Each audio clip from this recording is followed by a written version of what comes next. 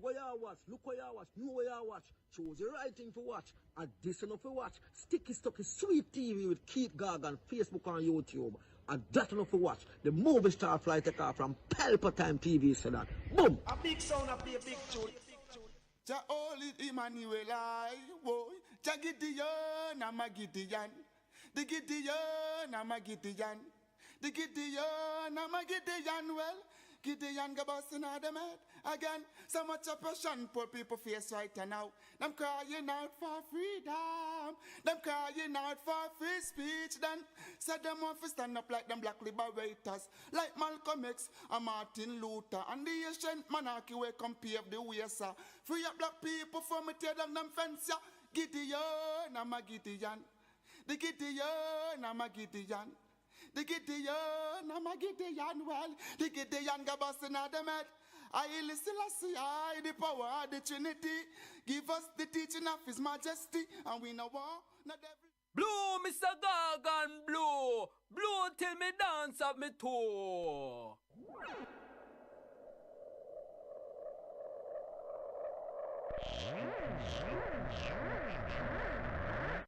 This is Sticky Stucky Sweet TV with Keith Gargan. Good, healthy food with the X Factor. So give it a like, share, subscribe, and touch up that notification bell. And that is it. Look at that. Deliver me from my enemy, my God. Set me an eye from those who rise up against me. Deliver me from the workers of iniquity. Save me from the bloodthirsty men. For behold, they lie and wait for my soul. The mighty gather themselves together against me, not for my disobedience, not for my sin, Lord. I have done no wrong, yet they are ready to attack me. Rise up, behold, and help me. You, Lord God of armor, the God of Israel, rouse yourself to punish the nation. Show no mercy to the wicked, traitor, sealer. They return at evening, howling like dogs, and prowl around the city. Behold, they spat with their mouth, so they are in their lips, for they say, Who art us? But you, Lord, laugh at them, you scruff of all the nation. O my strength, I wish for you, for God is my high tower. My God will go before me with his loving kindness. God will let me look at my enemy in triumph. Don't kill them, or my people may forget. Scatter them by their power, and bring them down, Lord, our shield. For the sin of their mouth and the words of their lips, let they be catched in their pride. For the curses and lie which they utter. Consume them in wrath, consume them, and they will be no more. Let them know that God rules in Jacob to the ends of the earth. Selah. At evening let them return, let them howl like a dog, and go around the city. They shall wander up and down for food, and wait all night, if they ain't satisfied. But I will sing of your strength, yes, I will sing aloud of your loving kindness in the morning. For you have been my high tower, a refuge in the day of my distress. To you, my strength, I will sing praises, for God is my high tower, the God of my mercy, Selah. Whoa. Somebody ball out one. Somebody say take them out. Lift them and say mighty God. Reverse them. Move them. Pull them out. Spray them out. Every cockroach, every rat, every criminal, reverse them. Every chichi boy, pull them out of parliament. Every criminal, every scammer, every political scammer whose account can't count. All of them whose account can't count. Back them out. Spray them, they push them, some push up in our parliament, run them out, I drink out the milk, pull them out, mighty God, reverse them, indict them, mighty God, mighty God, mighty God, Holy Ghost, send a Holy Ghost. Heist for them, deport them out of God's house. Some people in there want get deported back of their yard. Send them back. Jezebel, Delilah, send them back of their yard. Ahab, Send them back anywhere they come from. Kingston, St. Andrew, Portland, St. Mary. Me I go to St. Mary.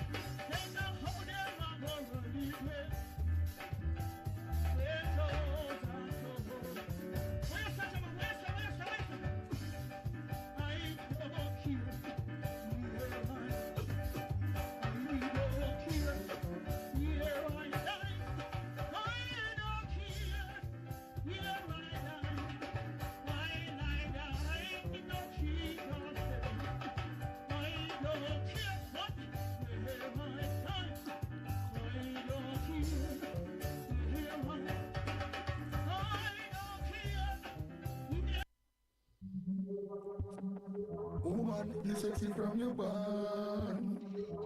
Walkie, woman. You born sexy. You sexy from your born. Spin your roll, make them see the bumper. And no dumper. Walkie, woman. Woman, you sexy from your born. Walkie, woman. Me like how you walk. You just a walkie. And a talkie up. You back it up, cock it up, fling it up, ice it up.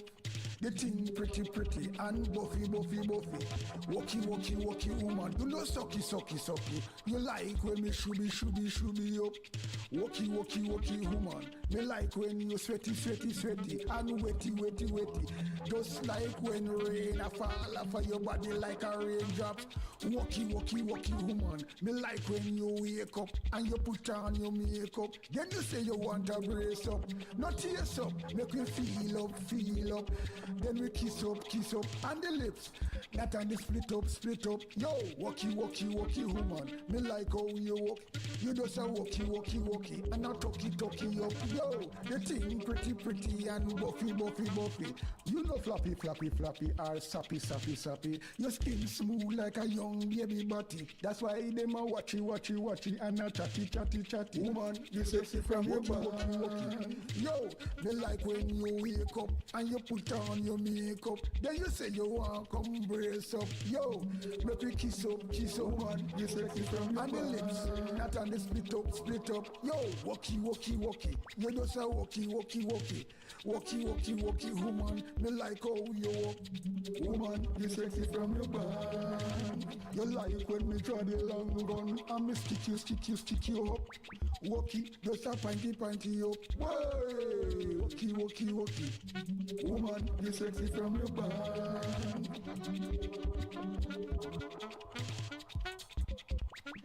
Woman, you sexy from your band. Woman, you sexy from your band. Up. Sexy from your band. Sexy from your band. Up and running, up and gunning. Sticky sweet TV, Keith Gargan. Cassava, passava. Man over matter, up and running. Give thanks for life. Again, yeah man, we up and running. We have to give thanks continually, itinerally. Yeah. So anyway, we're going right now. We're going right now. It's like, yo, because I'm missing from a couple of days now. Because I have to relax, depend on a different thing, you know. I have to deal with life. Cause life before anything. So we depend on some herbal medicine. I'm just get me herbal medicine them a few days ago. We start to take them and I say, boy, it'll make me relax. It'll work. And you know, it'll make me go to the toilet, me busy at the toilet, and that you want. So we get what I want thing, you know, it's like spend 105 Jamaican dollar, which is equivalent to about £500. But the person who deal with it for me, not really do the right thing.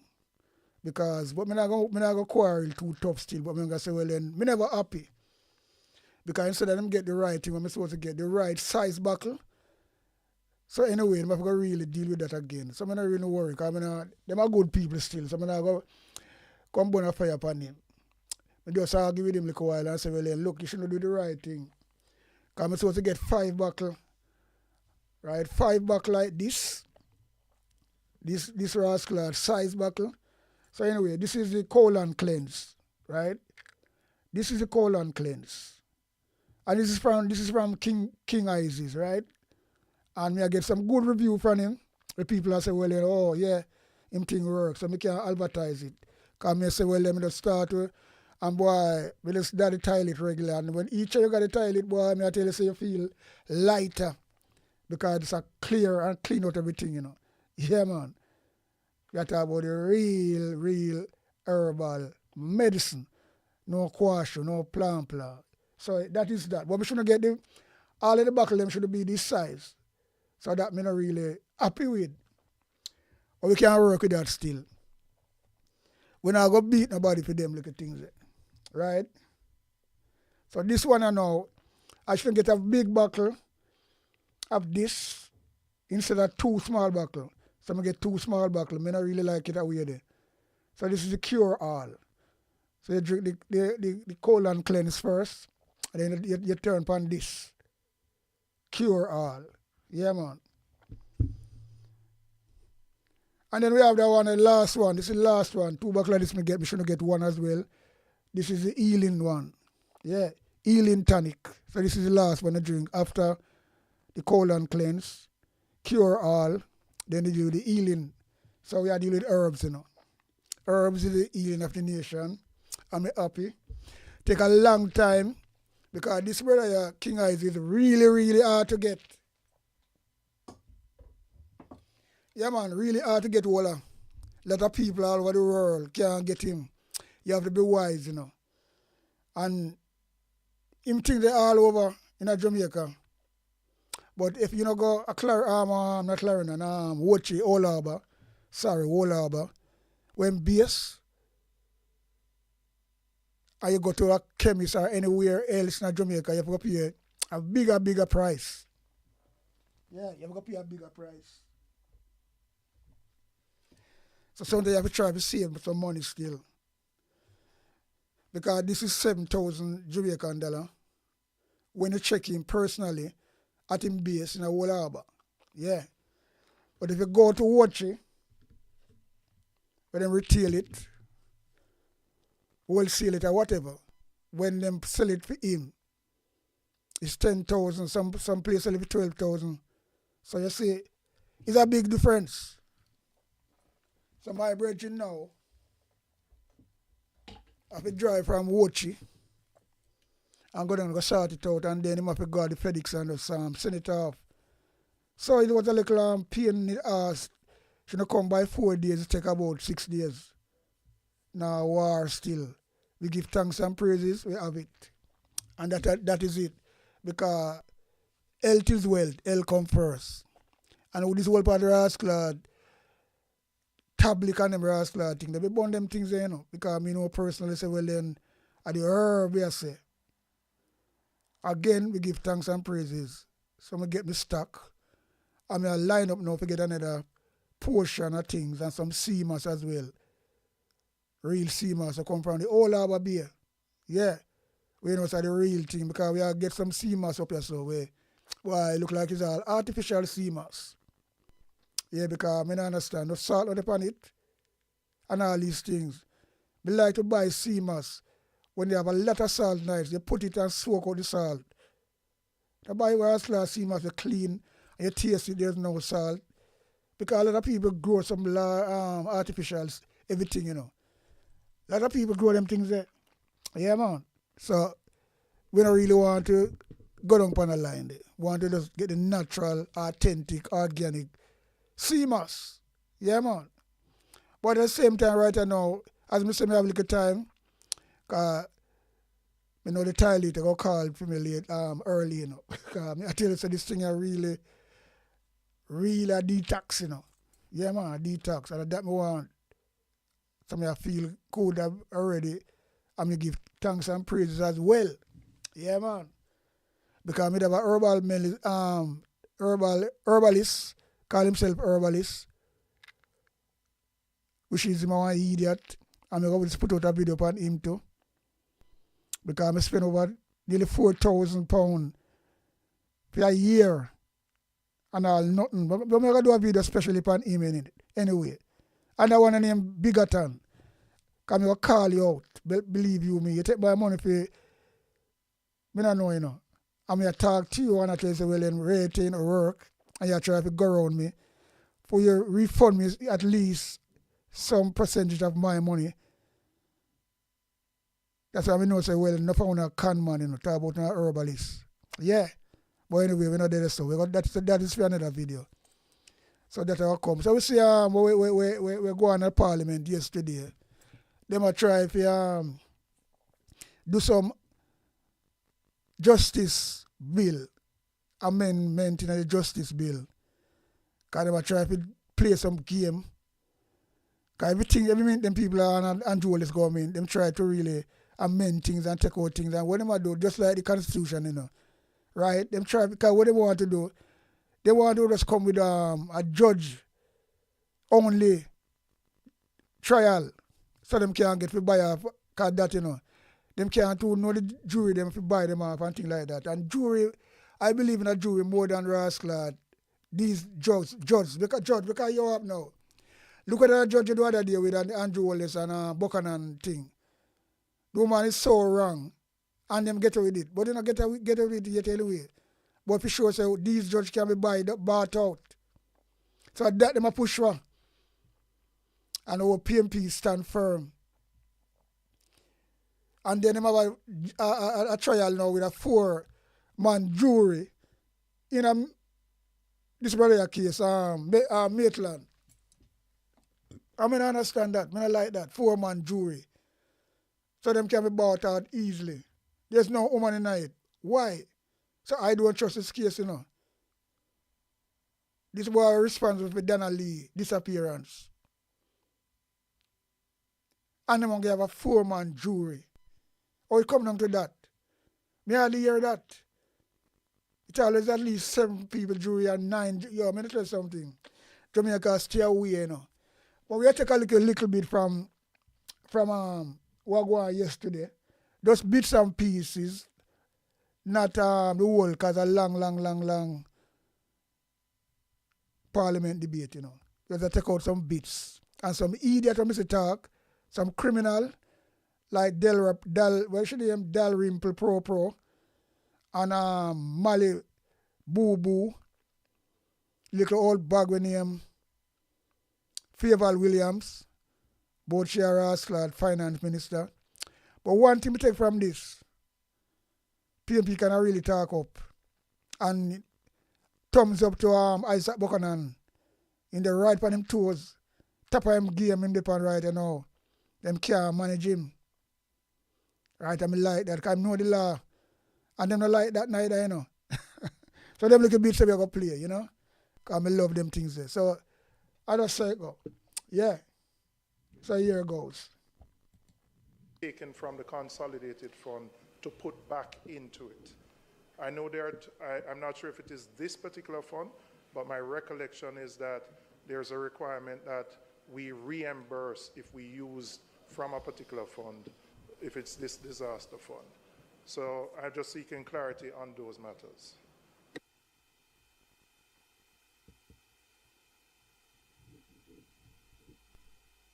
Member from St. Andrews Southern. Thank you, Mr. Speaker. Minister,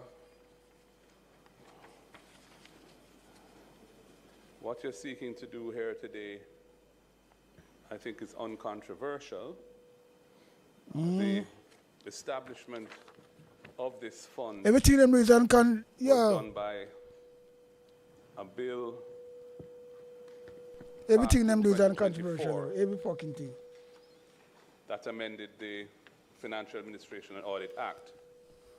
And what you're seeking to do here is to amend one paragraph of the provisions that were enacted by the 2024 bill. You mentioned in your presentation that in replacing that paragraph, which is paragraph A of subsection 1 of section 13A, you mentioned that one of the reasons for the amendment to A and the replacement of A is that in its existing form, it made reference to $200 million being put into this fund from the Consolidated Fund Principal Bank account during the financial year 2023-2024. And you made the point that the fund had not yet been established. What you didn't make reference to, though, was the next subparagraph, which is also being replaced. So, subparagraph Roman 2, which spoke to the need to put up to $1 billion in the fund during the financial year 2024-2025. And given that you had explained why you were replacing subparagraph 1, your omission in making a reference to subparagraph 2, which is also being replaced, made me wonder why you hadn't explained that as well. And is it that, what was the reason for replacing subparagraph 2? Is it that it didn't happen, that an amount up to $1 billion was put in the fund in the fiscal year 2024-2025? Is that why it's being replaced? I don't know. But I'm interested to find out why we're replacing that, if it in fact happened. The other point I want to make is this. Well, first of all, there is not a cap on the overall fund of $10 billion, because the fund is comprised of a variety of potential sources of resources. Issues from the consolidated fund are dealt with by paragraph A, and those are the ones that are capped at $10 billion. But there are several other sources. For example, B, which are amounts received by the government from triggering national disaster instruments held by or on behalf of the government. So those are a separate source and are not covered by the $10 billion.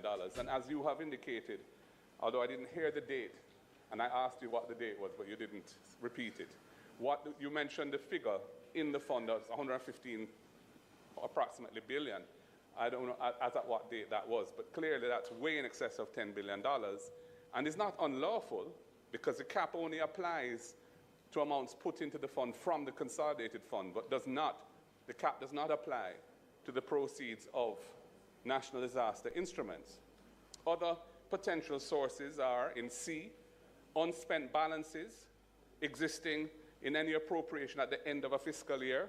So if there are unspent balances, the minister can determine that some or all of those unspent balances should go into this fund. Grants received, indeed, grants received from any source, specifically in relation to the objectives of the fund. So if Jamaica received a grant, which was specifically for natural disaster-related relief, it should go into this fund. And E says such returns earned from investment monies in the fund, as may be determined by the minister. This suggests that the fund is actually a separate and segregated fund that can be invested to earn interest, whether on deposit or otherwise. And makes me wonder why we don't have accounts being produced of this fund, if that is the case. You know, there should be financial statements for this fund so we can see what's going on with it. And F says any other sources of funding approved by the minister by order subject to affirmative resolution for the purpose. So there are 6 different named sources of funding for this fund, of which A, which is a consolidated fund itself, is only one. And it is that one that is capped at 10 billion. But the others have no cap and could be as large as we are able to get them to be.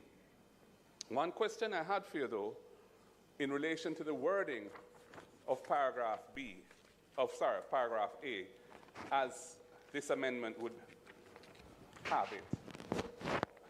It says, issues from the Consolidated Fund Principal Bank account of not less than $400 million annually. And then it goes on to say, so, however, that no issue shall be required under this paragraph of an amount that would result in the National Natural Disaster Reserve Fund exceeding $10 billion. And my question, when I read it, is why are we keeping a cap? In other words, we know that we're susceptible to these deadly or devastating natural disasters. We've had 2 in 2 years. We know that global warming and climate change are realities that are going to be confronting us in the years to come. If there's an annual cap or annual floor of $400 million, which is, in the scheme of things, a modest sum, why do we want to retain a cap on the cash push amounts that go from the budget into this fund at $10 billion, which is where it was originally? I understand you're saying we are removing the cap, but we're also saying that once you reach 10 billion, you no longer have to make any contributions from the budget to this fund. And I'm just wondering whether that's prudent. I would have thought that we should, given the era we're in, we should continue to have the discipline of making these contributions annually, especially since there's no obligation to reimburse the fund. I can't find it anyway. I've looked. I don't see where in 13.8 it says if you draw down on the fund because there's been a disaster which has to be dealt with, there's no obligation to top it back up over a certain number of fiscal years or anything of that nature. So given that there's no obligation in the law to reimburse the fund, why are we keeping a limit? When I say a limit, why are we saying that you don't have to make contributions out of the budget of at least $400 million a year on an ongoing basis, regardless of whether the fund has reached 10 billion or not? That's really my question for you. Speaking for myself, I think we should just delete the words in the bill that come after the word annually in paragraph A and continue to contribute $400 million a year to this fund on an ongoing basis, regardless of where the amount is. Because 10 billion, as we've seen, is totally inadequate to address the likely consequences of any serious national disaster. So that's my suggestion there. I have one other comment, which is not on the content of the bill, but is more on the legislative process. And this has been triggered by my experience with this bill. So when I received the bill, when it was tabled last week, it was in long form, and it's an amending bill. I wanted to see the Principal Act, to see what was being changed, because on reading the bill in isolation, you have no idea of what it's doing or what it's saying. I tried on Parliament's website to find a complete copy, up-to-date copy of the Financial Administration Audit Act, or even of the legislation that had introduced this fund. Neither the bill that did that, nor the act that resulted when that bill was passed were available on Parliament's website. And, Mr. Speaker, I must complain about the management of the website of Parliament in relation to legislation. It is not being kept current. I looked on it, there was one act for 2025 on the website of Parliament. And the 2024 did not have the Financial Administration Amendment Act 2024, which is a legislation that introduced this fund into our law. I checked on the Ministry of Justice's website. It's not there. Because the Ministry of Justice's website only has the revised laws of Jamaica on it, and that the revised laws, colleagues, are the laws that result when the Acts of Parliament go through a law revision process, which the law revision commissioners oversee a process that is a technical process, that is to make sure that what goes into the revised laws is an accurate statement of the law, because so many of the legislation that we pass are amending, so you're changing this and changing that, and it's almost like creating a puzzle and making sure all the pieces of the puzzle are properly configured in the amending pages. So they haven't reached 2024 yet. So you can't find any legislation on the Ministry of Justice's website for 2024, much as 2025 or 2020. Yeah, well them personally, they deliberately do these things, delay things, and don't put up things, just like some of them things, video them do, and it not really look good on them, then take it down. You have to look if you really upload it, and a lot of video these people take down, you know, JLP, you know, special unusualness. It's a good thing people would upload them and really have them to circle around so people can get them. That's how the JLP operate, believe you me. Because them think they slack.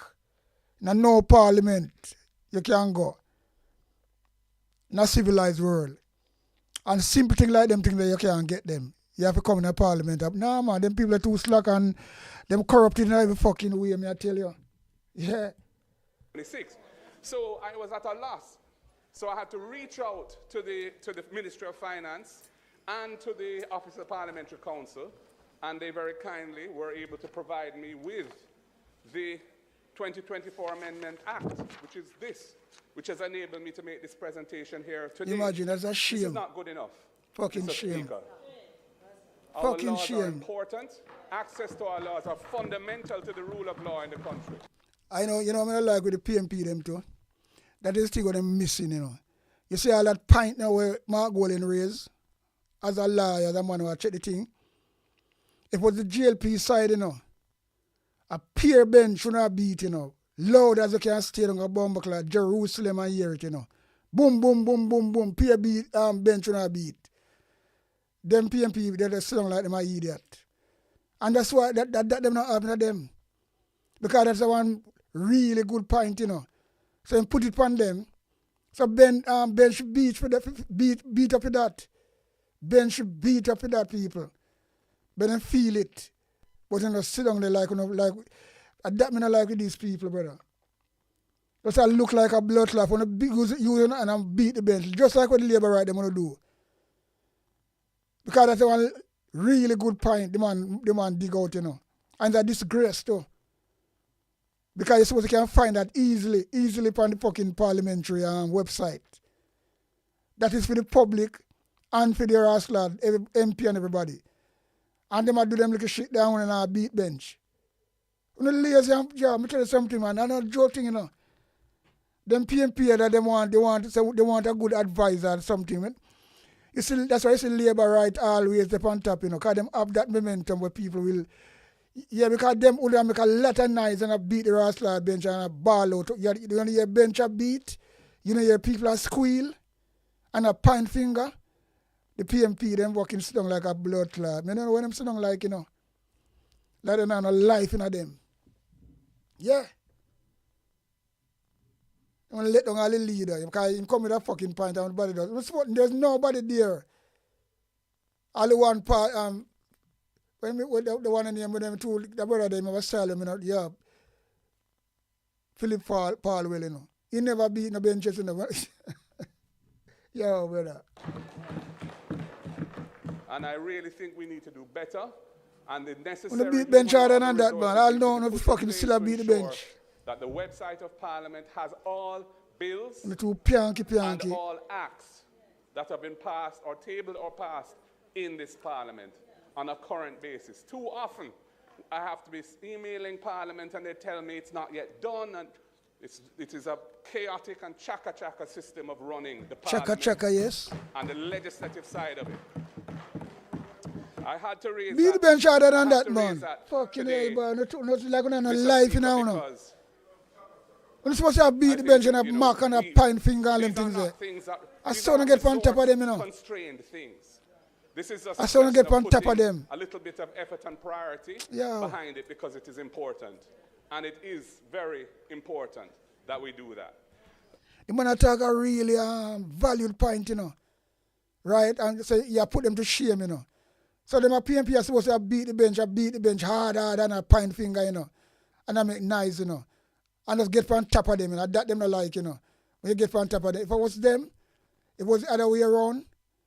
That's why I say, you see me look on politics one different way, you know. You don't care me so soft, man. When I have a 28, I want to know, you know. Come on. Fuck's sake. So going back to the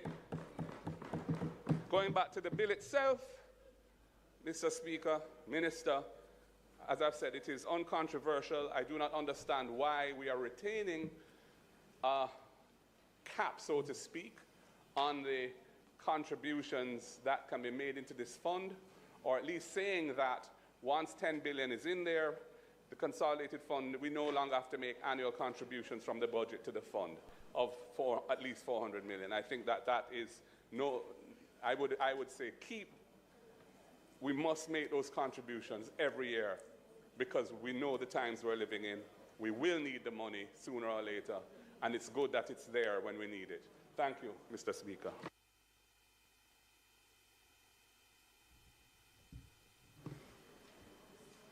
Minister.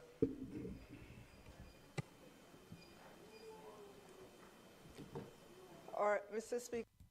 Mr. Hines, Dr. Holness, Mr. Hilton, Mr. Jackson, Miss Jess, Miss Lee. I don't want to hear them things, you know. Miss Lee. Come on, fuck off. I don't want to hear for that. them to be subject to affirmative resolution. Mr. Speaker, the information shared among local public bodies, Foreign Financial Intelligence Department, or an association of somebody of such body is for intelligence purposes only and cannot be used for evidential purposes in a court of law. Mr. Speaker, the bill to amend the Financial Investigations Division Act is an important amendment, which seeks to ensure that the FID exchanges information with its regulatory and investigative counterpart in an independent manner necessary to carry out investigations, while at the same time ensuring that the proper protocols and accountability are in place for such disclosures. Mr. Speaker, this amendment is also critical to ensure that FID continues to be eligible for membership in the Egmont Group and complies with the international standards of the Financial Action Task Force, thus improving Jamaica's rating specifically as it relates to recommendation 40, which deals with international cooperation. Thank you, Mr. Speaker.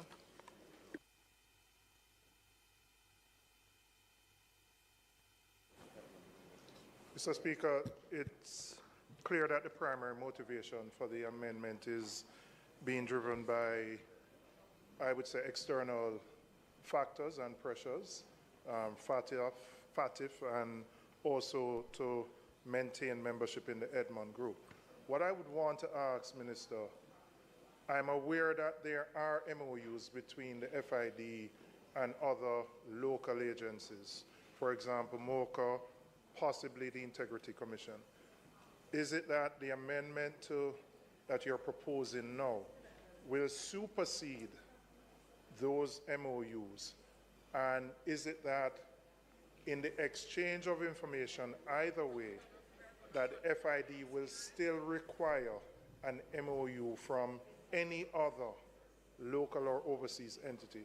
Or will the amendment be to the Act allow the Chief Technical Director the discretion to determine who he shares or receives information from?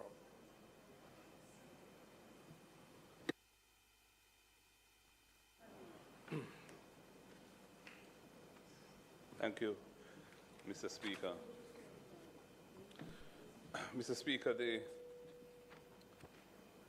establishment of the Financial Investigations Division and its role in the context of law enforcement in Jamaica, especially in the area of financial crimes, is an important institutional advance which has been with us now for well over a decade. As the Minister had indicated, the Egmont Group of countries are like-minded in their determination to stamp out financial crimes and see the cooperation between their members as vital to the efficiency of that objective. And therefore, it is important that Jamaica's law be constantly kept abreast of any requirements that may emerge so that we are considered to be reliable partners by other countries within the Egmont Group, and that the law facilitates the type of mutual cooperation which is needed to effectively tackle financial crimes, domestic and international.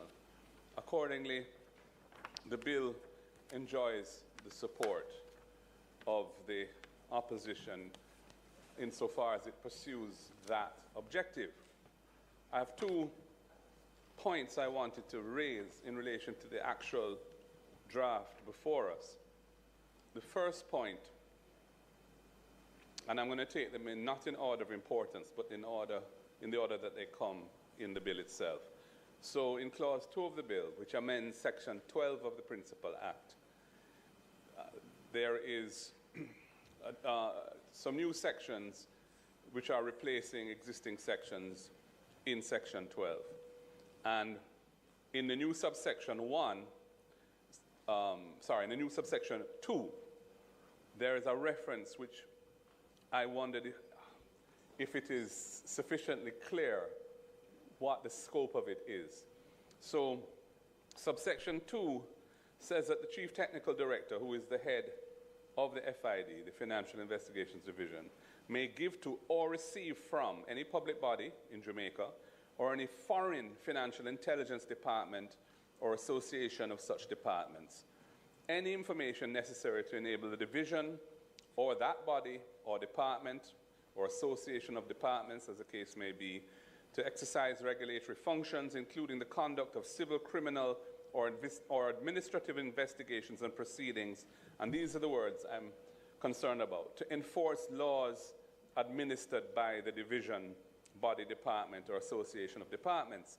Now, it isn't clear to me what laws are administered by the FID.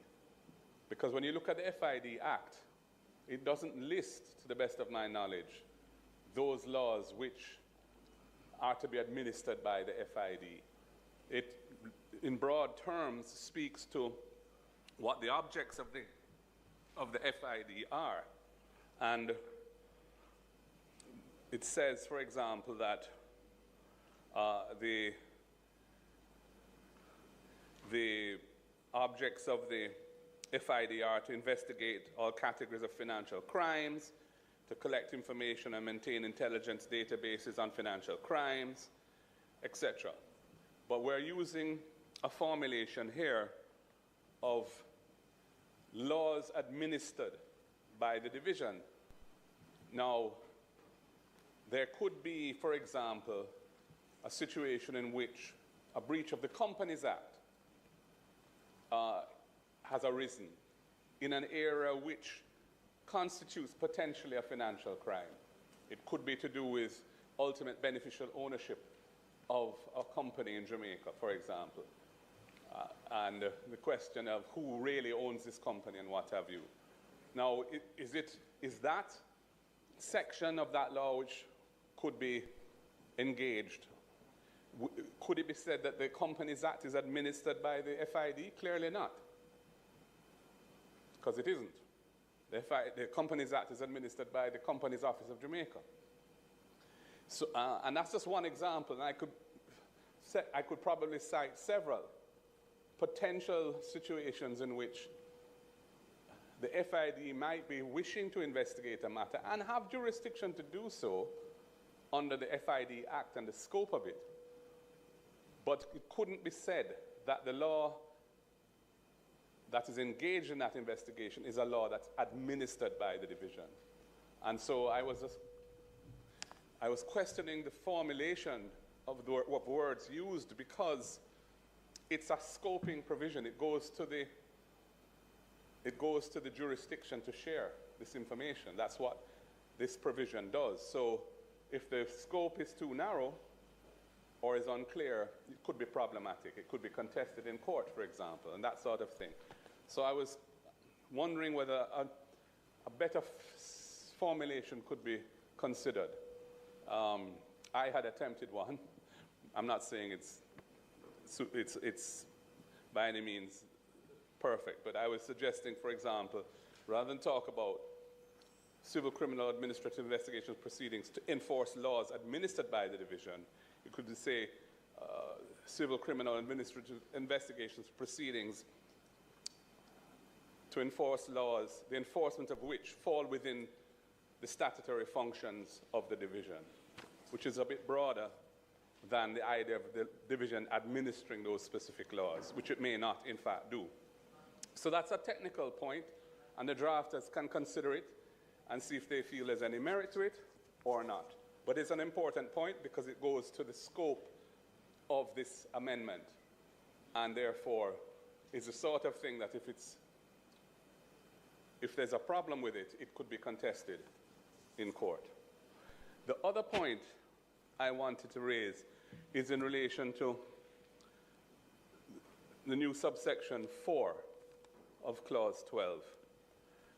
And this is setting out the parameters in which the Chief Technical Director is authorized to disclose information about a Jamaican citizen, potentially to a foreign department, foreign law enforcement agency. And in paragraph B, it says that the Chief Technical Director has to be satisfied, and in subparagraph 2, it says the information to be disclosed to the relevant party, which would be the overseas law enforcement agency, for example, or a public body here in Jamaica, that information, that disclosure is required for the purposes of the relevant party's functions, including the conduct of civil, criminal, or administrative investigations. That's fine. I agree with that. So if the disclosure is required for the purposes of that entity's functions, then yes, I can see why we'd want to share that information. But the question to my mind is, why would you want to share it with them if it's not required for the purposes of their functions? And if you look at subparagraph 1 of B, it allows the disclosure as an alternative. It's disjunctive. So it may not be required for the purposes of that entity's functions, but yet the Chief Technical Director could share it with them, could disclose it to them. And that I have a problem with. I don't see why we would be doing that. Why would we be allowing the sharing of information which is not required by the functions of the entity that's receiving the information? And to me, that opens the door too wide.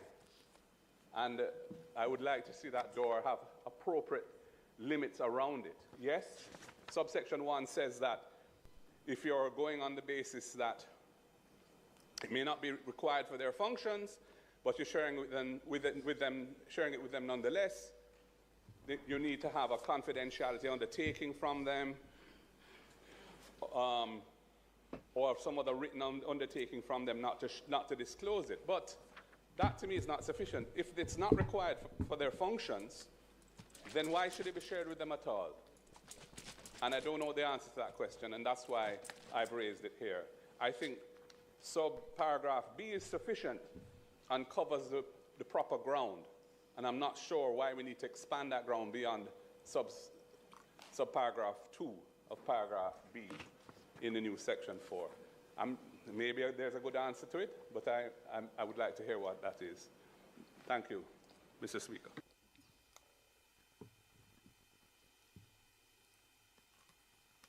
Member from Manchester Southern. Thank you, Mr. Speaker. I just want to ask about the new subsection 4. And the Minister, in her opening of the debate on the bill, spoke to subsection 4 being intended to give operational independence to the FID. And therefore, it would allow independent to the FID. Then people are really cook up some things, you know. Memoranda if we get out of trouble, you know.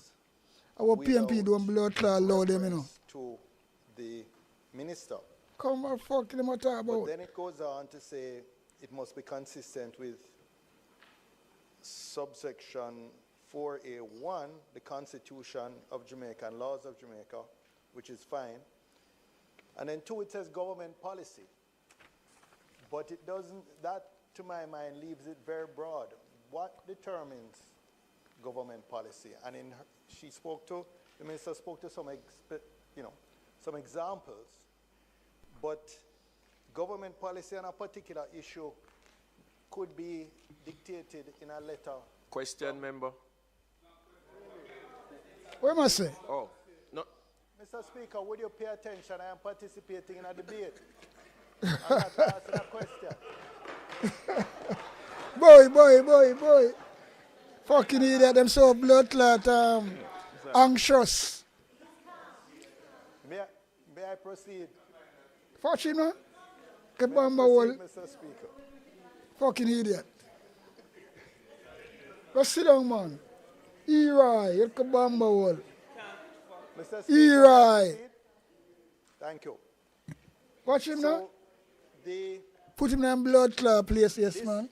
To my mind, in a sense, we are, on the one hand, making an amendment to give more independence to the FID, but then by constraining it with a vague reference to I want to blood clot bite out in it. Policy.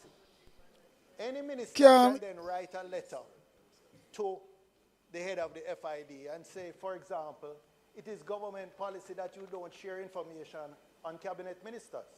Yeah. And would that now be government policy? It would not be public, it would not be transparent. Nothing can go so. So I don't believe that this corrects the mischief. They might try to slip through things, suit themselves. These nasty piece of shit house, them, you know.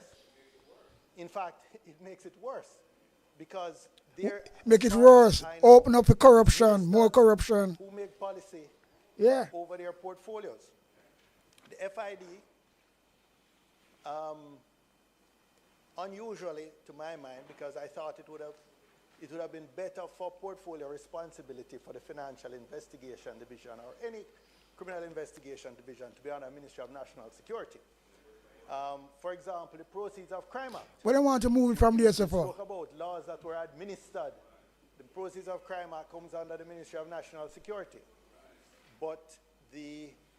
And that deals with a whole range of offenses, including money laundering, etc., that the FID can prosecute. So, in many ways, it would have been tidier for the law enforcement and investigation agencies to be all under the umbrella of the Ministry of National Security. But it is not so, and it has not been so from the inception. But I'm really concerned that this vague reference to government policy, that the actions or any memorandum of understanding or other arrangement must be consistent with government policy, leaves a huge door open for ministers to constrain the actions and undermine the stated intention of giving more independence. Well, yeah, kind of compromise, innit? The Bomba compromisation. So I really believe if we want to leave in some reference to government policy, it cannot be as broad as that. It must speak to some transparent policy of government, whether it is as by ministry paper laid in this house, or some white paper ideally,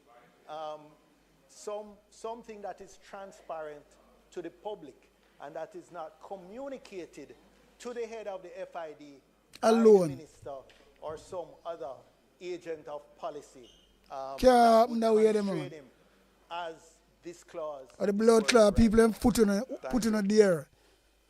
Fucking asshole, them see them people labor right here, them need to bomb clot, shoot with shit. Me say that all the while, from you know. West Central St. James. Mr. Speaker, permission to speak from a seat other than my own. Yeah, it's like a thief in E, that one. Malibu. Mr. Speaker, I rise to support this bill entitled An Act to Amend the Financial Investigations Division. The purpose of the amendment So is like set a out very you know. clearly in the Memorandum of Objects and Reason. And anyone who has had to advise on the exchange of information know that we have numerous cases of problems where constitutional provisions differ, where there are broader scopes in other jurisdictions, or where there is just might being right. So that the amendment clarifies a number of existing points.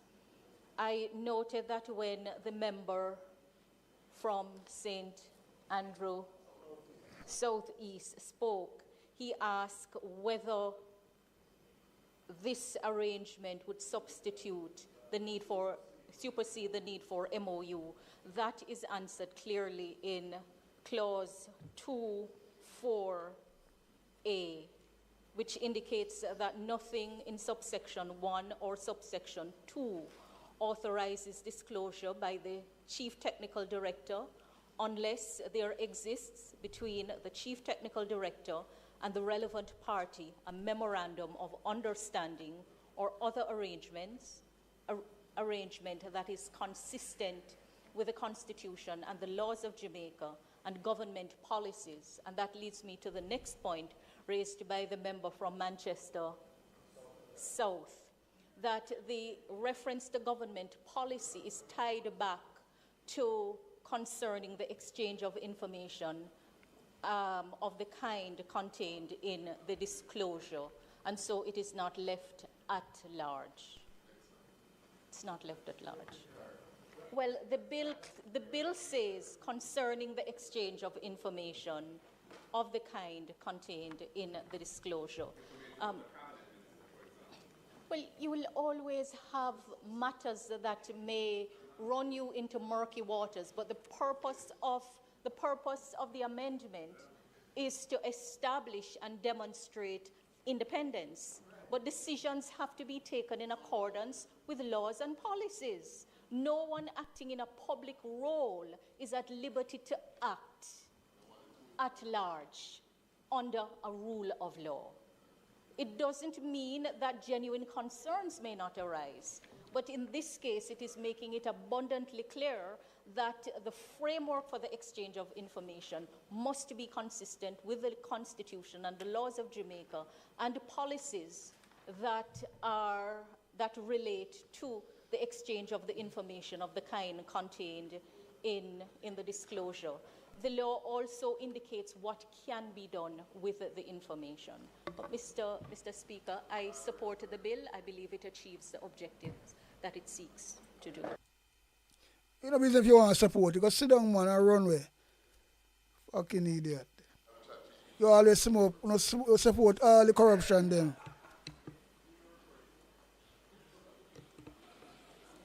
Who fucking care if you support it? Thank you. Like a blood lamb or dead, With dead body regards one. to the question from the member from St. Andrews Southeast, would the amendment allow the CTD to determine who he allows or receive information from? Member, if you consider that currently, if the CTD, Chief Technical Director of the FID, wants to get information or share information with any other entity, he or she would have to write a letter to the minister to ask permission. So this bill is really giving the CTD the legal cover in terms of MOUs to be able to share information, or the framework to be able to share information with like bodies in the course of the investigative work that they do.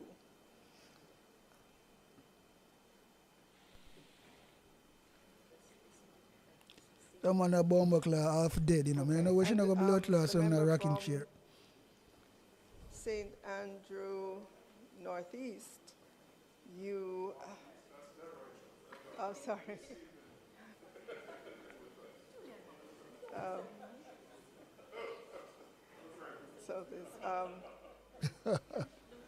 So the member pointed out that the FID, well, he asked the question, what laws are administered by the FID? And I want to acknowledge the point, but it is the correct formulation in the Principal Act, and so we will leave it there as well.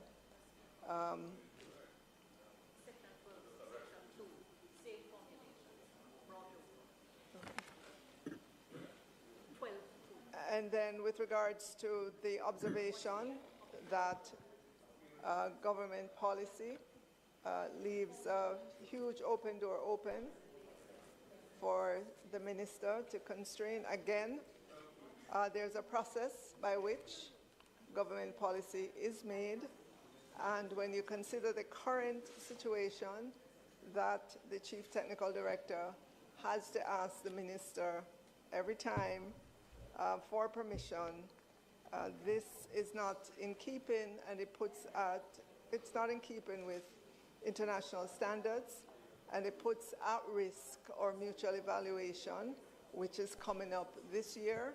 We were already graded low on this score, and so this is a move to ensure that we put this provision in place.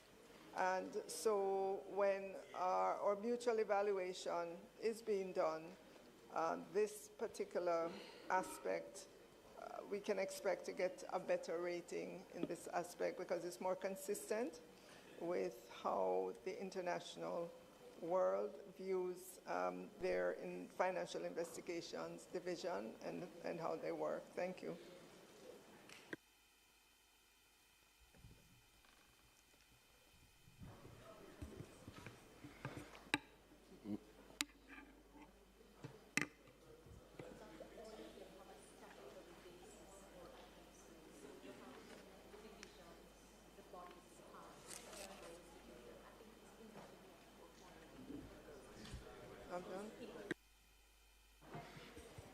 Minister, you want to conclude and ask that the bill be read a second time?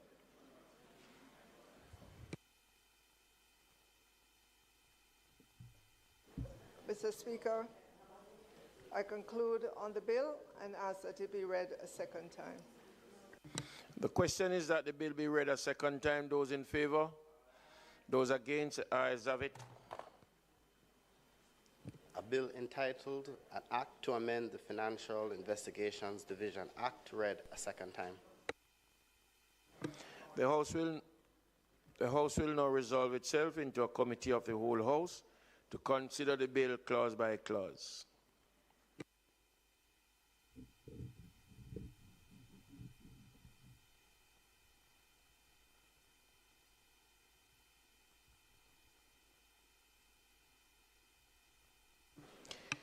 I now put clause 1. Those in favor? Those against? Ayes have it. I now put clause 2. Those in favor? Sorry. I have a point on clause 2. Minister, just explain to me, because I didn't follow what was said earlier about this. In the existing Act, in relation to the circumstances in which the Chief Technical Director can disclose information about Jamaicans to foreign law enforcement agencies, the Chief Technical Director has to be satisfied that the assistance requested by the Foreign Financial Intelligence Department is required for the purposes of that department's functions, including the conduct of civil, criminal, or administrative investigations, or proceedings to enforce laws administered by that department. We have repeated that here, but we've also added an alternative ground upon which this information can be shared. And that suggests that it can be shared even if the recipient is receiving the information not pursuant to its functions. And I'm wondering, why is that being done? I'm referring to subsection 4, paragraph B, 1 and 2. So Roman 2 is the formulation in the current Act. And there's a disjunctive addition in Roman 1 as an alternative basis upon which information can be shared, which suggests that because it's disjunctive, the word or, it suggests that even if it is not required for the purposes of the recipient's functions, the relevant party's functions, you're still authorized under 1 to disclose it. And this is on page 3 of the bill. Subsection 4 starts at the beginning of the previous page, page 2, and it takes up the whole of page 3. And I'm looking at paragraph B, which has 2 Roman subclauses, 1 and 2. And I'm saying that Roman subclause 2 covers what the existing formulation in the Act and says that the Chief Technical Director needs to be satisfied that the information to be disclosed to the relevant party, which is a foreign law enforcement agency, is required for the purposes of that party's functions, including investigations, prosecutions, and so on. But then there's a disjunctive alternative route in Roman 1, which is that all that's required is an undertaking of confidentiality. And why are you sharing information if it's not required by the recipient's functions? That's my question. It's very broad. Yes, sus clause, yeah. You know.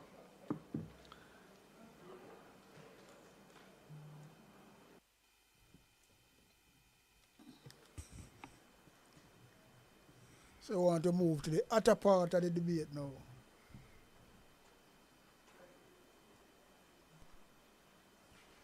Minister?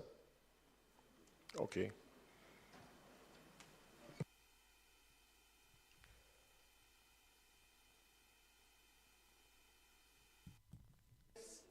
The matters a judge may consider in confirming a trial date, including the status of disclosure, witness availability, readiness of the parties, estimated trial length, and whether any issues remain that may affect the scheduled trial date. Clause 4 amends the subheading immediately before Section 35 to read, Payment of Jurors and Other Persons. This reflects the expanding scope of the payment provisions introduced later in the bill.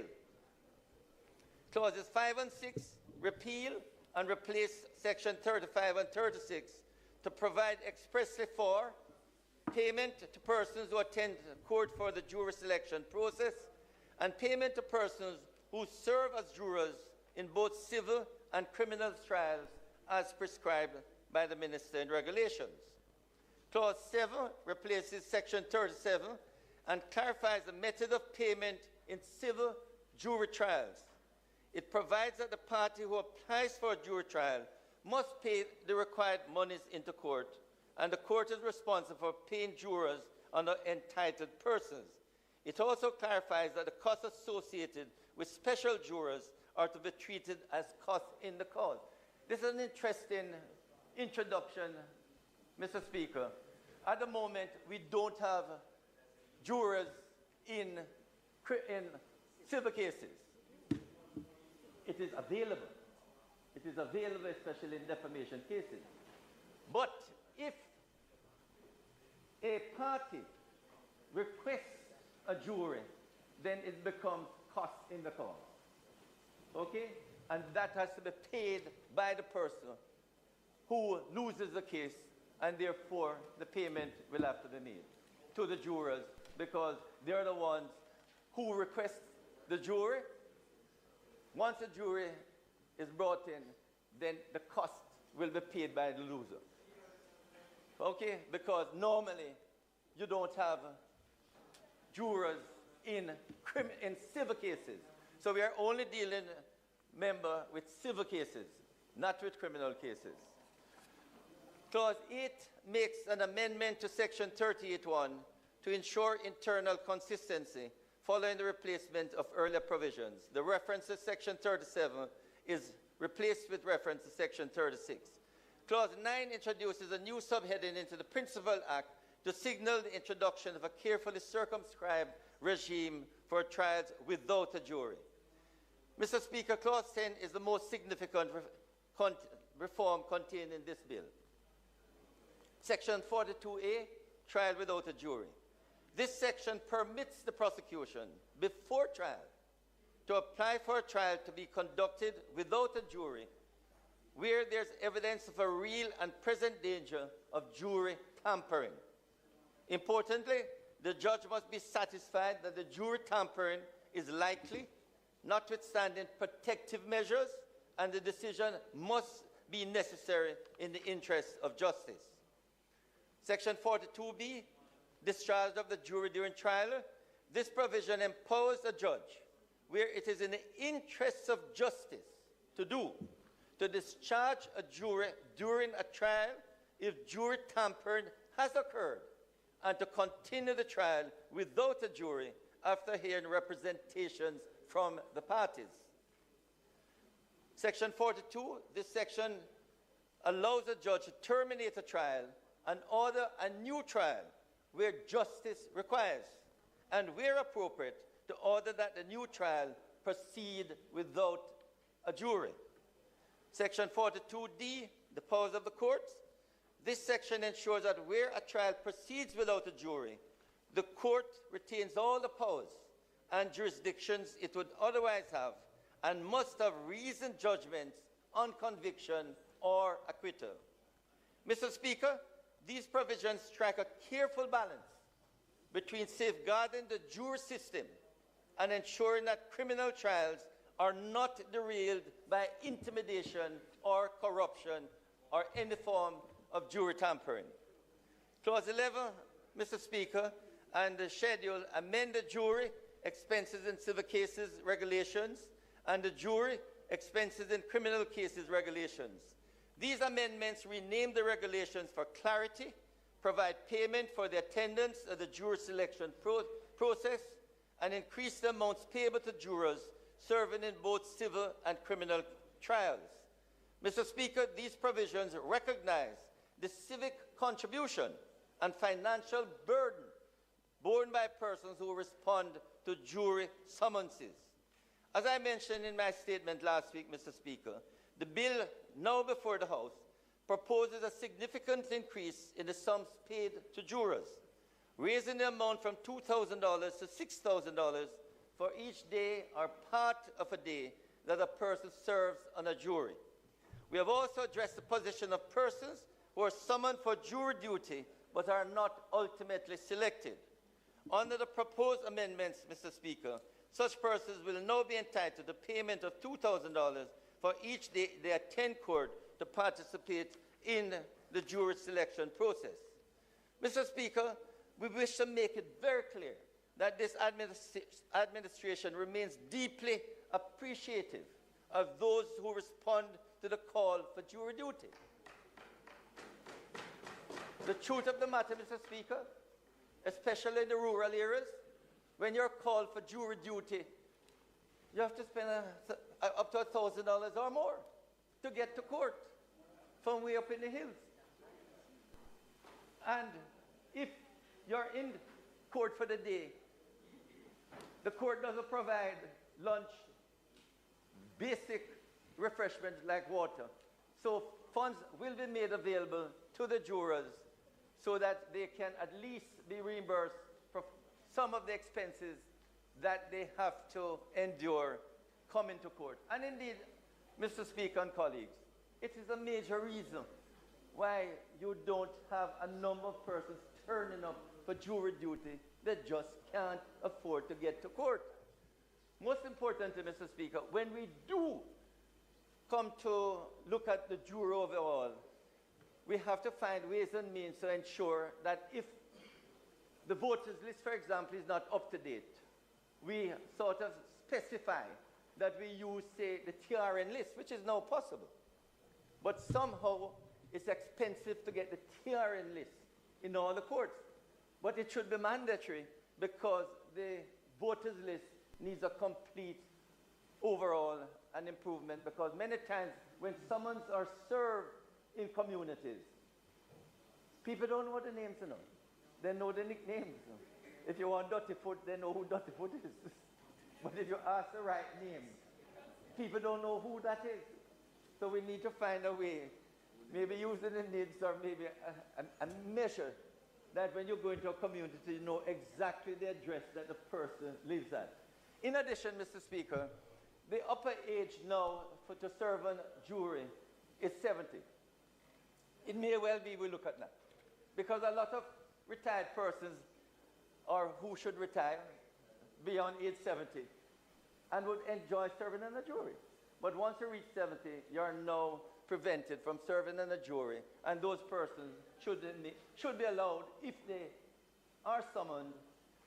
Also, we want to widen that maybe teachers, civil servants, other professional bodies should be able to serve on jury.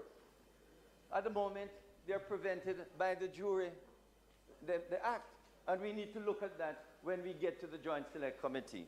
So, Mr. Speaker, in conclusion, this bill strengthens the integrity of the jury system, improves efficiency, enhances fairness to jurors, and equips the court to respond decisively to jury tampering. It reflects a careful and proportionate approach to modernizing our justice system. I therefore commend the Jury Amendment Bill 2026 to this Honourable House. We also look forward to the ultimate convening, as I said, of the Joint Select Committee to consider further reform to the jury system and the applicable legislation. I do urge members to participate, make your contribution, short contribution, so we can go through everything this afternoon. Thank you, Mr. Speaker.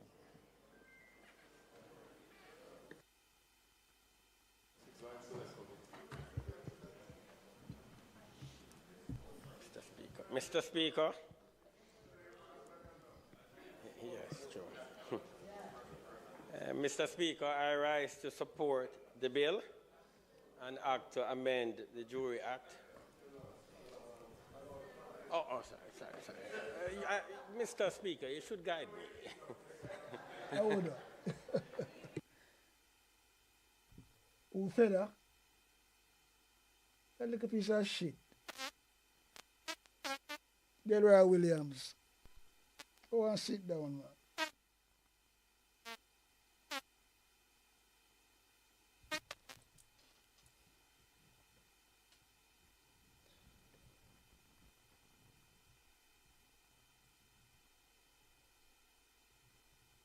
Check.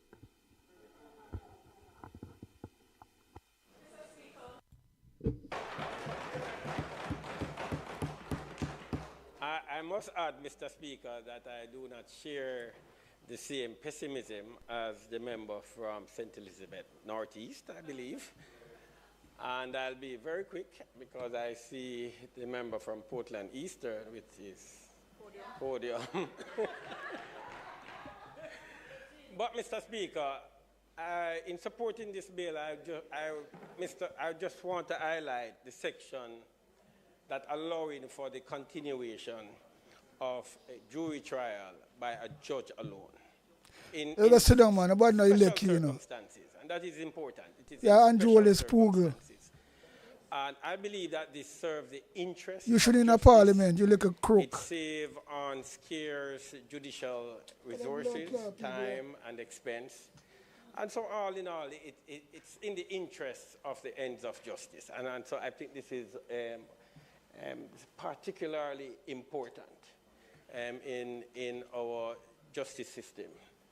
I also would like to highlight the issue, the section that deals with the increase in the stipend. That is important because it offers encouragement to persons who have been summoned to serve. There's an economic cost to persons who are summoned to serve. I mean, if you think about a farmer having to leave his farm, if you think about a shopkeeper, if you think about a vendor, just think about a wide range of small businesses, small business operators. There is an economic cost to it. And so I believe the $2,000 increasing to $2,000 is approximately 200% increase or thereabout. And if you're empaneled, then it's $6,000. I believe that this will serve to encourage persons to want to serve or to serve. The final point I would like to make, Mr. Speaker, is just to encourage persons who are summoned to serve. Encourage them to serve. It is good experience. It is good experience, and also it's. So I try to show people when I look at an idiot like this boy when I elected former Mayor Delroy Williams. Come on and talk now. Pure rubbish. And you saw the Labour right and beat the bench hard. For some little I saw that the PMP are missing, and that me I talk about. Yeah. Good. It's a good discharge of your civic duty. Thank you very much, Mr. Speaker.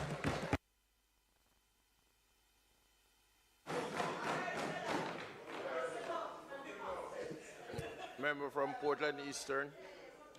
Thank you, Mr. Speaker. Mr. Speaker, I wasn't going to have this elaborate setup, but then the minister attempted to scandalize the court by saying that the jurors weren't being fed. So I must defend the court to say that they get Island Grill, and lawyers who can't afford it would like to go and beg, but that would be tampering. So let's set the record straight that the members of the jurors are properly fed, and I see them getting Island Grill. I'm complaining on behalf of the defense bar.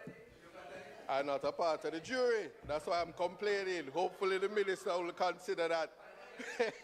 But it was not a bribe. But Mr. Speaker, I do rise to certainly say to the minister that no one in Jamaica would ever object to the increase in the stipend for jurors. We are a consensus other than where that is concerned. The issue that I'm now having, and I'm constrained to stand and not be short in this presentation, Minister, is that the legislation as presented creates a number of problems for competing legislations as well as it may cause further delay in terms of the course of justice to its finality. For instance, the amendment as it now stands does not contemplate appeals in relation to decisions by the court. It actually isn't. It isn't, and it isn't for the obvious reason, Minister, that the legislation was somewhat copied from the UK legislation almost in its entirety. We, however, like you said when we were dealing with the other legislation, that we don't have the benefit of some of the other legislations, like their criminal legislation, and as well as we start from the basis of talking about a preparatory hearing. But the reality is we don't have that in our justice system. All pre-trial and case management hearings are not a preparatory hearing. In fact, preparatory hearings, there is an entire legislation in the UK that deals with that. It's actually a part of the trial in and of itself, where the issues from Section 42, A, B, and even C would arise. It is during the trial before that single judge. Now, because of that, what also follows then is that we have a serious problem in terms of what the legislation is defining as jury tampering. So it's not clear in terms of how, because we are guided by the Constitution. In the UK isn't.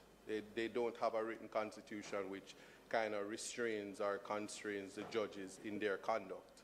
What happens here, though, is that jury tampering legislation, their provisions are intended to serve the interests of justice. In that individuals accused of criminal offenses should not be permitted to escape justice through any attempt to interfere with the jury. Now, we know that. But in the Seminole case, there was no evidence of jury tampering, which would have given rise to, as you said, the purpose of this legislation. So what happens where, what we're setting up, as my friend would have said, is that we're creating situations where we can avoid or create scenarios where we remove the jury when it is a protection that the defendant who is most affected in relation to this process is not going to have the jury, because a judge may say, I am satisfied that certain circumstances exist. You yourself on your feet said the possibility of tampering. The legislation, certainly in the UK and from how you drafted or how it is drafted, seems to suggest that there are two things that the judge has to be satisfied with. And the most important part is that there is a substantial risk that tampering occurred. And that tampering would mean that there's evidence of a threat to the integrity of the process, and that evidence would found an application under the sections as you have it amended. The election by the prosecution. I do also adopt what my friend would have said in terms of why is it that the defense doesn't have the equality of arms in terms of the election of trial without a jury. The scenario in this situation is that it may very well be that a defendant is in a particular jurisdiction and feels that when jurors are impaneled, he cannot get a fair trial, and so he wants to elect to opt for the protection of the judge when just before empanelment or something like that, as the legislation reads, and that is taken away from them, and it is also circumventing the Criminal Justice Administration Act. So as it is right now, I could not support this bill as it is to be passed in the House, certainly. Now, the next aspect is that the rationale for the legislation would be that only where there is evidence that the accused is prepared to attack the process, there must be a real and present danger that the jury is also at risk. In the absence of that, the judge actually should not or ought not to have the power to simply say that we're going to elect to have a trial by judge alone. The next thing that is important then is the insertions for the JAJA, that is the Judicata Appellate Jurisdiction Act. Now, because it is absent, there's nothing in the legislation that sends you to JAJA, or there's no suggestion that the JAJA will actually be amended, which would have language that says, from the refusal of a judge of an application, from an order of a judge under section 42A of the Act, which is made on determination of such an application. There's no such language, and therefore the bill as it is now would certainly be deficient and cause similar apprehensions or scare like the firearms legislation. The aspect of the appeal, though, is, and I could ask you the question, while I humbly suggest, is the section, does it provide a right of appeal or a grant of appeal against the order? And here's what I'm saying. The order, which is made under section 42A, is it to continue? Can the trial continue in the absence? Can the trial continue in the absence of the jury until it is that the appellate process is completed? So that is important, because in the UK, that is how the legislation is set up, to say that once the judge announces, as in 42C, informs the defense and the prosecution that I intend to discharge the jury and I'm going to proceed by judge alone, you may make your submissions and then I make my ruling. After the ruling, the appeals lie with the Court of Appeal. In the criminal jurisdiction, it doesn't even say that, because we have civil and we have criminal in the JAJA, but it doesn't say that it is the criminal jurisdiction explicitly that the appeal lies. Then, Minister, that reference then would be the Court of Appeal rules, and then the notice of appeal or notice of application for permission to appeal in criminal matters must be filed within 14 days in our jurisdiction.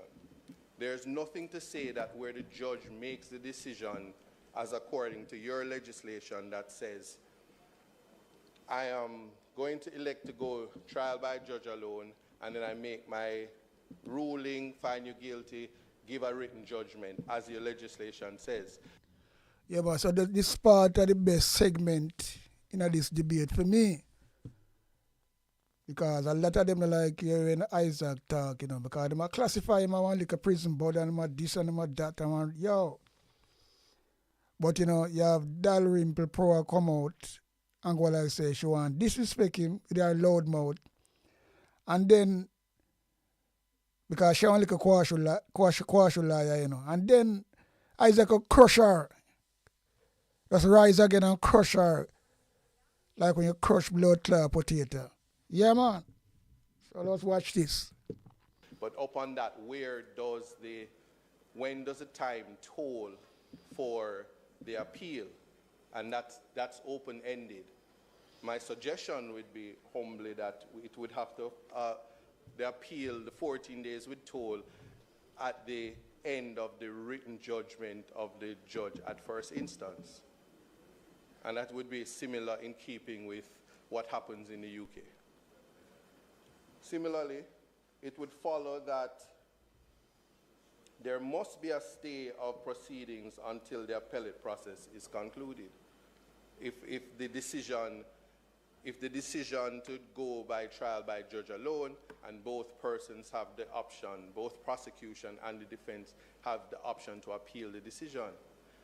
At the point where we have a stay, Minister, you did say that we're trying to be more efficient, I can see the Chief Justice cringing because these trials would then bring about some form of delay as it goes Cringiness. to the Court of Appeal, as it gets a date, and somebody is dissatisfied. Our final court is still at the UK. And so you can see the type of delay that would come from matters arising from this. So one wonders if this is actually improving efficiency, protecting the integrity of the jury system, or is it further clogging the court as written just now? So that is somewhat problematic. Again, with the same legislation and the election or the application made by the prosecution as the bill suggests, there's nothing to say in like similar legislation, which it was adopted from, that the judge may not make such an order without the approval of the Chief Justice or the judge nominated by him. So is it a specialized situation with the application? Because again, we do not have the preparatory hearing, which is that we have trial readiness, as I said earlier, but the preparatory hearing, we don't have the legislation to give guidance for such a hearing. So it then wonders if we are relying again on what now exists, which is directions, practice directions from the Chief Justice, or are we cementing the legislation to direct the process that we want? So while it is that I take no objection to advancing and improving and modernizing the legislation, and hope that we never would have again a scenario which took place in the Sean Campbell matter, which went all the way to the Privy Council, is that we must ensure that the legislation is meeting the object and purpose and the mischief that is trying to correct. And in the absence of correcting the appellate jurisdiction, where that lies, and in the absence of, or the attempt, not intentionally, but it has the effect of circumventing the Criminal Justice Administration Act, that it just needs to be revisited.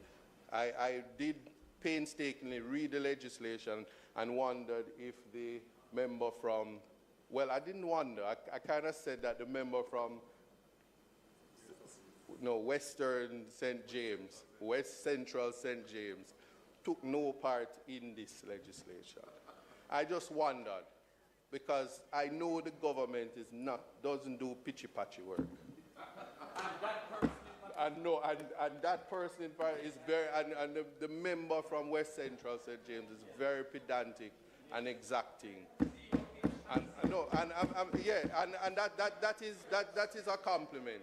So it is not an attack on my friend. I have great respect for that member.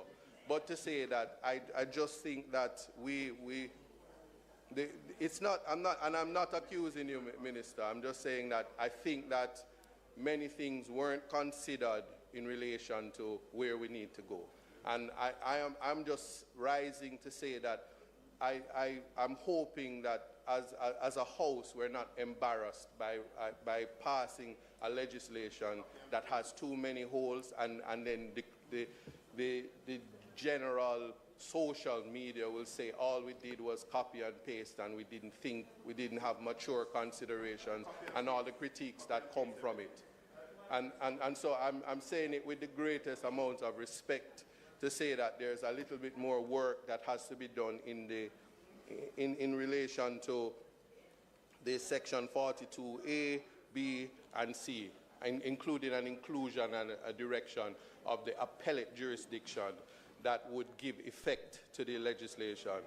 I'm truly saddened that the increase in the stipend is attached to this particular amendment, because it's a tricky or a slippery slope. And those are just my humble contributions, and ask that you would consider it so that it doesn't delay what I know. Delroy truck face, no? Can't take it, Minister. Thank you. Thank you, Mr. Speaker.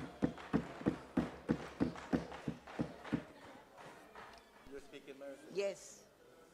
Go ahead. Your mic is on. Your mic was on.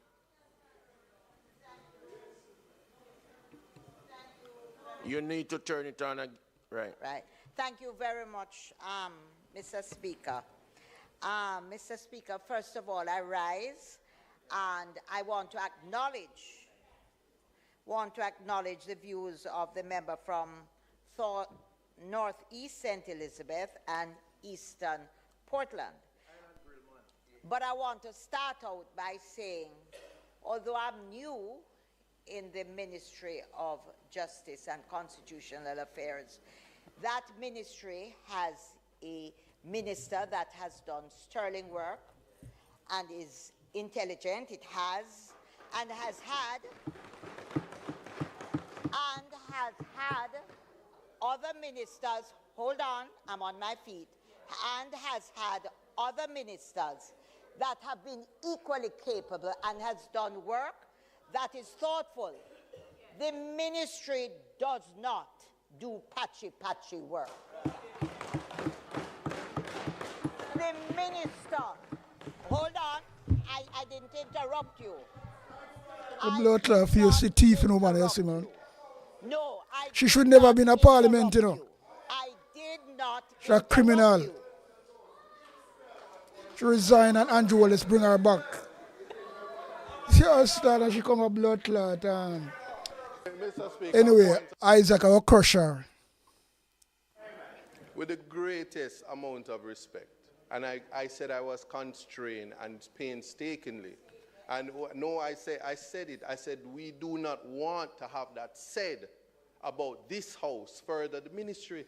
Yeah. At the greatest amount of respect. She tried to come with a load of criminal mouth. From Mrs. Ford. And I want it to be clear that I said the very attack that I'm speaking of is what we do not want for the house. I'm a part of this house. Yeah. And no, I'm saying that. Crush her. I'm making that clear. And I said, in fact, and I just want that to say because we are in a social media area where persons will cut and paste, and I'm not here for sound bites.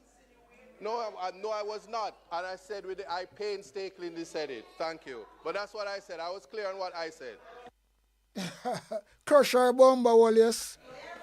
Member, you have to turn. Isaac, crush her up, man. Put her back in a stinking place. I want to say, therefore, that my comment is very appropriate. It's a backhanded way of introducing to the public as we speak as members of parliament. Yeah, the criminal, man. She should never dare, you know. It is a backhanded way of doing it. We have a minister that is, no, I'm not saying that. I am saying we have a minister that is capable, has managed a ministry. Yeah. In addition, lift up and go away, man. And previous ministers piece of shit. Here. We have a technical team at the ministry that is excellent and very good and careful with their deliberations. You see, I try to show you, this is a woman should never in a parliament, you know. She have to resign because the Integrity Commission find her fucking hopping. And she have to pay back one $900,000 court letter off, give her a little slap on the wrist. And then Andrew Wallace nurture her back in a politics. She should never run again in the general election. They not buy that seat anyway. Because them need people like them in it. You see, she come now and behave. But anyway, when we say Isaac Buchanan crash her, and them know that, so them can't take it. Him crash both Daryl, Chuck, and she. The whole of them. Isaac brought and the whole of them. And that them can't take. Yeah. She a quashi liar, you know. She want like a quashi liar. That little... Now, what's your name, man?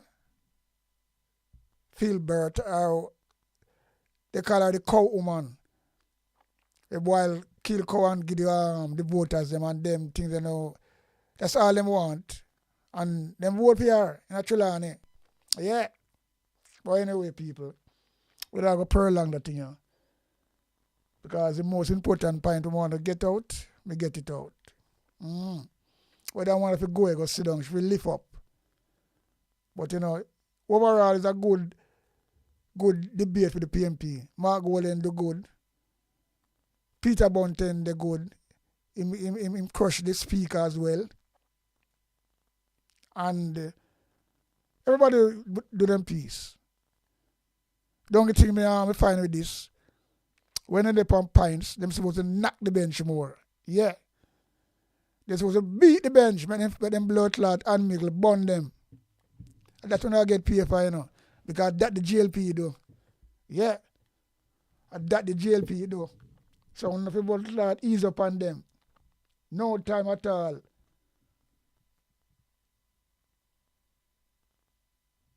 Wouldn't have ease up on them. Don't give them a breather. Because them not giving on a breather. Yeah. Now gonna breather fuck. So why you not give them breather? Anyway, people, pick up on yourself. Because me say herbal medicine. Come just drink the night portion. And you know, say well then in a minute at the toilet, you know. Or the bathroom, whatever you want to call it. But yeah. I will give thanks and praises to the Most High, God that liveth and reigneth in the heart of man. And we are out of here, out.